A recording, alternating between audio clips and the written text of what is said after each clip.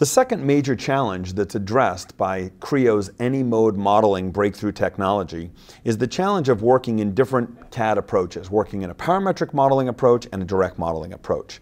As an example, let's take this parametric model. This is a parametric assembly, and I'm going to take that individual gray component there, and I'm going to open that up, not in a parametric modeling environment, but in a direct modeling environment. So as you see here, the geometry is exactly the same. All of the geometry is available in that direct modeling environment.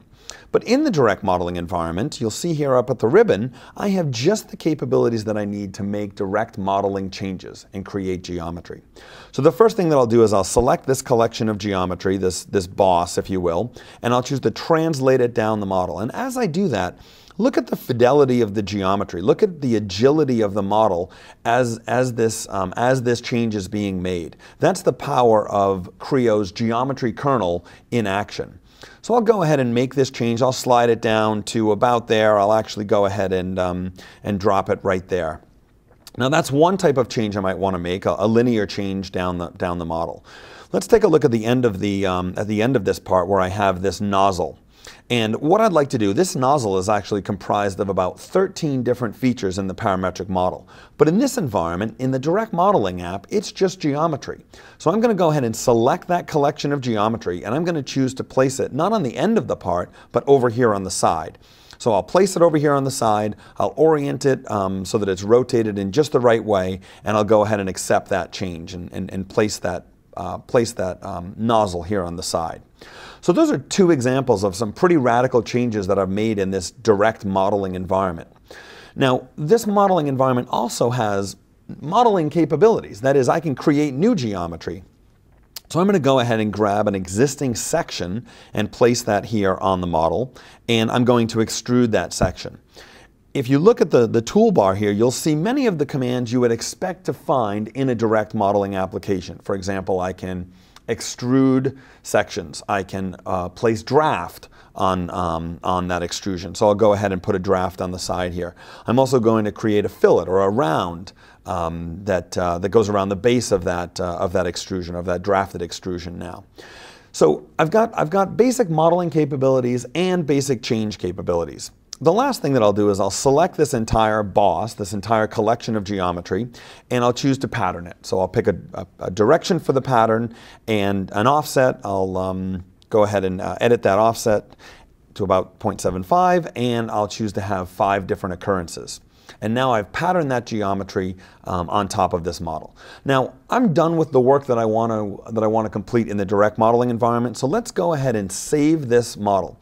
When I save this model, I save it to the Creo common data format. That allows me to work with this exact same model in different applications. So we'll go ahead and we'll close this application here. And we'll open that exact same model up in the parametric modeling app.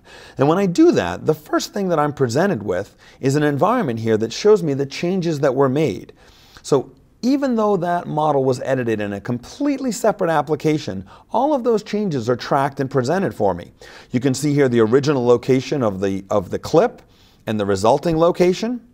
You can also see the change to the nozzle that was made on the end of the part.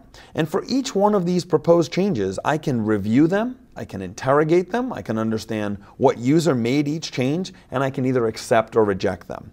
So I've accepted all of the changes except the clip. You see that the clip is back in its original location here, but all of the other changes show up in the model. Now that I'm working with this model in the parametric environment, you'll see that all of the original features are also all preserved. So even though I went to a direct modeling environment, I didn't lose any of that parametric intelligence. In fact, the changes that I made in that direct modeling environment are reflected as parametric changes. You see here that I can modify that pattern and regenerate the pattern. Even though I created it in the direct modeling environment, I can change the offset and change the number of occurrences. I can also redefine each of those individual ribs. Now, although I created them in the direct modeling environment and never thought about features or history or design intent or change propagation, in the parametric environment, I have all of that power. So I can do things like go and redefine the section, recreate that boss with an entirely new profile, and then simply update the design. What does that mean? That means that my drafts, my rounds, my pattern, all of those are updated. So those direct modeling new geometries that I created are reflected here as features. The other thing that I'd like to show you is you may remember that this nozzle on the end of the part was originally a collection of 13 different features. Even though I changed its location, I changed it pretty dramatically, that feature intelligence is still preserved.